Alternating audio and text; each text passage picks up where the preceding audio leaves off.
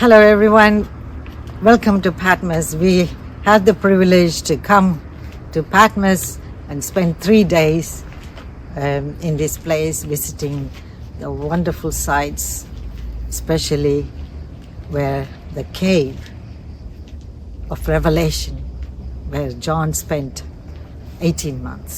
அன்பு சகோதர சகோதரிகளே, இந்த நிகழ்ச்சிக்கு உங்களை அன்போடு கூட வரவேற்கிறேன். பத்மதூவிலே அப்போஸ்தலர் யோவான் இருந்த இந்த இடத்திலே நான் 3 நாட்களாக தங்கியிருக்கிறேன். இப்பொழுது அதன் மூலமாக மிகுந்த மகிழ்ச்சி அடைகிறேன். இப்பொழுது நீங்கள் எனக்கு பின்பதாக இருக்கிறதான இந்த யோவானுடைய குகையை பார்க்கிறீர்கள். இங்கே தான் அப்போஸ்தலர் யோவான் தங்கியிருந்தார். We traveled from Kos to the island of Patmos and we visited the cave where John had a vision of exalted Christ. பத்மதீவு முழுவதும் நாங்கள் இப்பொழுது பிரயாணம் செய்து வந்து அப்போஸ்தலர் யோவான் அவர்கள் தேவனை தரிசித்த இந்த குகைக்கு முன்பதாக இப்பொழுது நின்று கொண்டு உங்களோடு கூட பேசி கொண்டிருக்கிறேன்.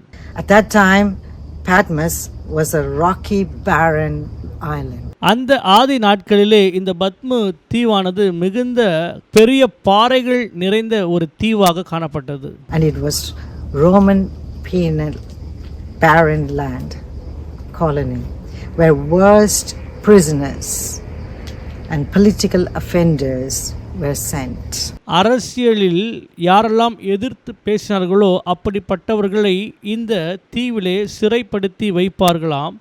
இந்த தீவானது ரோமர்களால் கையாளப்பட்டதாக காணப்பட்டது. In the 95 AD, the elderly and the last surviving apostle John was banished to the island of Patmos and was as a political prisoner. 95ஆம் ஏடியிலே தூய யோவான் அவர்கள் இந்த பத்மதீவுக்கு கடத்தப்பட்டு வந்தார்கள்.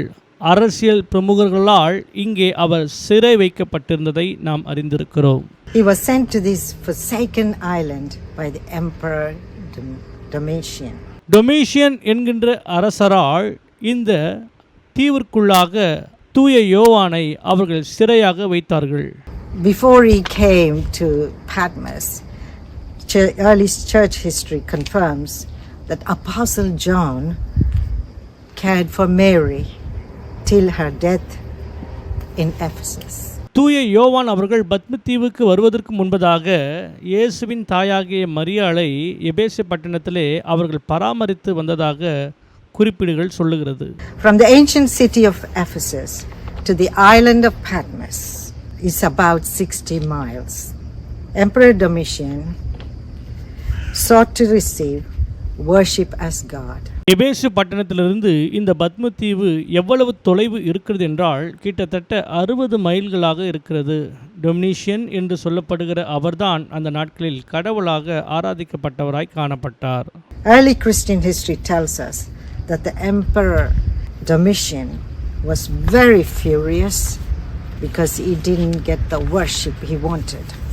ஆதி கிறிஸ்தவர்கள் குறிப்பிட்டிருக்கிறார்கள், டொமினிஷியன் மன்னரானவர் மிகவும் கோபப்படக்கூடிய ஒருவராகவும் அவருக்கு ஆராதனை செய்யப்பட வேண்டும் என்பதை அதிகமாக விரும்புவார் என்பதாகும்.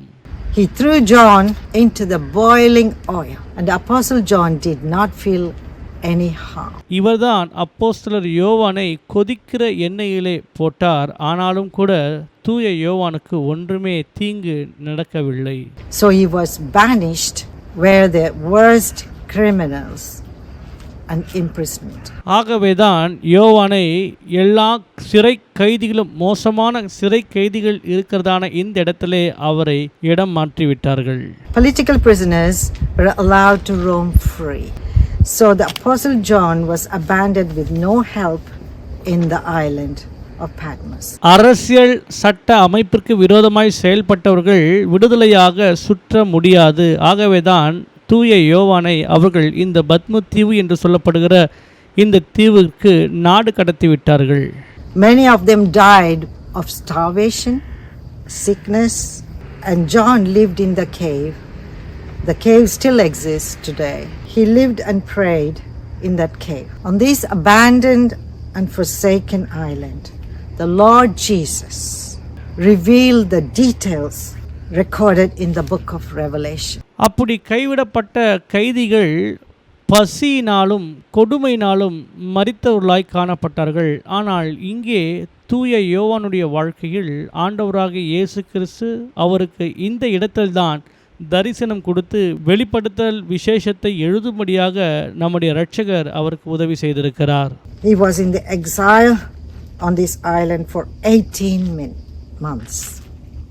When the Emperor Domitian died, இந்த பத்மு தீவிலே அப்போஸ்தலர் யோவானானவர் 18 மாதங்கள் சிறையாக இருக்கிறார். அதற்கு பின்பதாக டொமினிஷன் என்கின்ற அந்த மன்னர் மரித்து விடுகிறார். the political prisoners who were imprisoned for no reason, proper reason, they were released and they were sent back to Ephesus.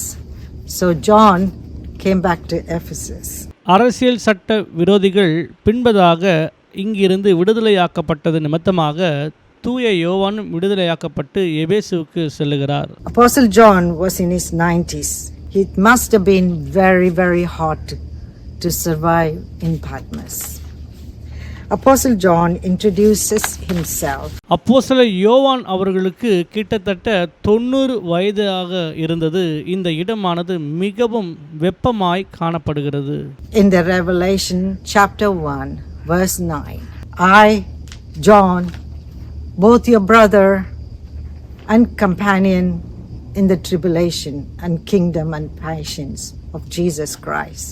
வெளிப்படுத்தல் விசேஷம் 1ஆம் அதிகாரம் 9ஆம் வசனம், உங்கள் சகோதரனும் இயேசு கிறிஸ்துவின் நிமித்தம் வருகிற உபத்திரவத்திற்கு அவருடைய ராஜ்யத்திற்கும் அவருடைய பொறுமைக்கும் உங்கள் உடன் பங்காளனுமாய் இருக்கிற யோவானாகிய நான் தேவ வசனத்தின் நிமித்தமும் இயேசு கிறிஸ்துவை பற்றிய சாட்சி நிமித்தமும் பத்மு என்னும் தீவிலே இருந்தேன். Was on the island that is called Patmos for the word of God and the testimony of Jesus Christ.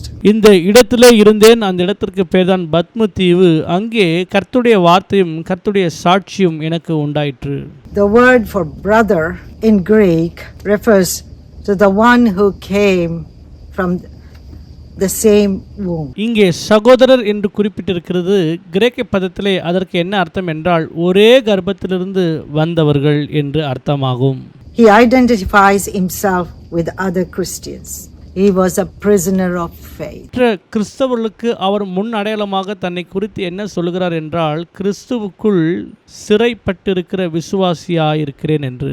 On the very top of the mountain where the cave is an old monastery. இந்த மலைகளுக்கு மேலாக உச்சியிலே இந்த குகையானது மிக பிரம்மாண்டமாய் நிற்கிறதை நாம் இங்கே பார்க்கிறோம். There are documents that say that Apostle John was actively evangelizing to the prisoners, the worst prisoners. இங்கே அநேக குறிப்பீடுகள் இருக்கிறது. அதில் என்ன குறிப்பிட்டிருக்கிறது என்றால் தூய யோவான் ஆனவர் இங்கே இருந்ததான கொடூரமான எல்லா சிறைவாசிகளுக்கும் கர்த்தருடைய சுவிசேஷத்தை மிக உற்சாகமாய் சொல்லிக் கொண்டிருந்தார் என்பதாக. He set up a congregation among the prisoners. Verse 10 in the chapter 1, it says, I was in the Spirit on the Lord's day, and I heard behind me a loud voice and of a trumpet. அந்த சிறைவாசிகளை தேவனுடைய பிள்ளைகளாய் மாற்றி அமர வைத்து அவர்களோடு கூட பேசுகிறதை வெளிப்படுத்தல் விசேஷம் 1ஆம் அதிகாரம் 10ஆம் வசனத்திலே, கர்த்தருடைய நாளில் ஆவிக்குள்ளானேன், அப்பொழுது எனக்கு பின்னாலே எக்கால சத்தம் போன்ற பெரிதான ஒரு சத்தத்தை கேட்டேன். This voice called John to his attention. This happened when he was in that cave. அந்த குகைக்குள்ளாக அவர் இருந்தபொழுது இப்பேற்பட்ட மாபெரும் சத்தத்தை அவர் கேட்டதாக பதிவிட்டிருக்கிறார். He was transported into the spiritual realm. John know the voice of the Lord Jesus. யோவான் ஆனவர் ஆவிக்குள்ளாக போனது நிமித்தமாக அவர் ஆண்டவராகிய இயேசு கிறிஸ்துவின் சத்தத்தை மிக துல்லியமாக அறிந்திருந்தார். It says, I am the Alpha and the Omega, the first and the last. And what you see, write in a book and send it to the 7 churches that are in Asia. To Ephesus, to Smyrna, to Pergamos, to Thyatira, to Sardis, to Philadelphia and to Laodicea. வெளிப்படுத்தல் விசேஷம் 1ஆம் அதிகாரம் 11ஆம் வசனம், அது நான் அல்பாவும் ஒமேகாவும் முந்தினவரும் பிந்தினவருமாய் இருக்கிறேன். நீ காண்கிறதை ஒரு புஸ்தகத்தில் எழுது. ஆசியாவில் இருக்கிற எபேசு, சிமர்னா, பெர்கமு, தியாத்திரா, சர்த்தை, பிலதோப்பியா, லவோதிக்கியா என்னும் பட்டணங்களில் உள்ள 7 சபைகளுக்கும் அனுப்பு என்று விளம்பினது. What he is saying, I am the beginning and I am the end, and everything is in between. அங்கே வசனம் என்ன சொல்லுகிறதுனால், நானே ஆதியும் அந்தமுமாய் இருக்கிறேன், இதற்கு இடையில் இருக்கிற மற்ற எல்லா காரியமும். We have the privilege coming into the Isle of Patmos. கர்த்தருடைய பெரிதான கிருபையினாலே பத்மு என்கின்ற இந்த தீவுக்கு வருவதற்கு தேவன் எங்களுக்கு ஒரு மாபெரும் ஸ்லாக்கியத்தை கொடுத்தார். And we thank God for giving us the opportunity to enter into the grave, into the cave. And we can see how John spent his 18 months in that cave. கர்த்தர் எங்களுக்கு அற்புதமான ஒரு கிருபை கொடுத்தார். ஆகவே தான் நாங்கள் இந்த பத்மு தீவுக்கு வந்திருக்கிறோம். எங்களுக்கு பின்பதாக இருக்கிறதான இந்த குகைக்குள்ளாக நாங்கள் சென்று பார்த்தோம். எப்படி யோவான் அவர்கள் இந்த தீவுக்குள்ளாக இந்த குகையிலே 18 மாதங்கள் கழித்தார் என்று சொல்லி பார்த்தோம். It must have been very, very hard, especially in the summer when it's very hot. And I felt it. I was climbing up that monastery and I had experienced extreme heat exhaustion. It taken me 24 hours to reach. இப்பொழுது நாங்கள் இருக்கிறதான இந்த மலைப்பகுதியானது மிக மிக வெப்பமுள்ளதாக இருக்கிறது. நான் மிகவும் அதிகமாக இந்த வெப்பத்தை இப்பொழுது உணர்கிறேன். எப்படி யோவான் அவர்கள் இந்த இடத்துல 18 மாதங்கள் கழித்திருப்பார் என்று சொல்லி யோசித்து பாருங்கள். I thank God for that experience, because that experience gave me some idea how God's grace took care of him in this island of Patmos. He is a good God. He can take care of you. தேவன் எங்களுக்கு கொடுத்ததான இந்த நல்ல ஸ்லாக்கியத்திற்காக நான் நன்றி உள்ள இருதயத்தோடு கூட இப்பொழுது இருக்கிறேன்.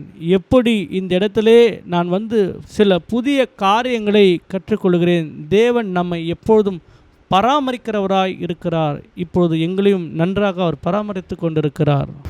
No matter what the situation is, whenever we trust on him, he will not forsake us. He didn't forsake me in that place where I was. நம்முடைய சூழ்நிலைகள் எப்படிப்பட்டதாக இருந்தாலும் சரி, நாம் தேவனை சார்ந்து அவரை விசுவாசித்து வாழ்கிறபடினாலே அவர் நம்மை காப்பாற்றுகிற நல்ல தேவனாக இருக்கிறார். Heat exhaustion in that place. He provided me water through someone who had compassion. He helped us to come down from that place safely to the hotel. He's a good God.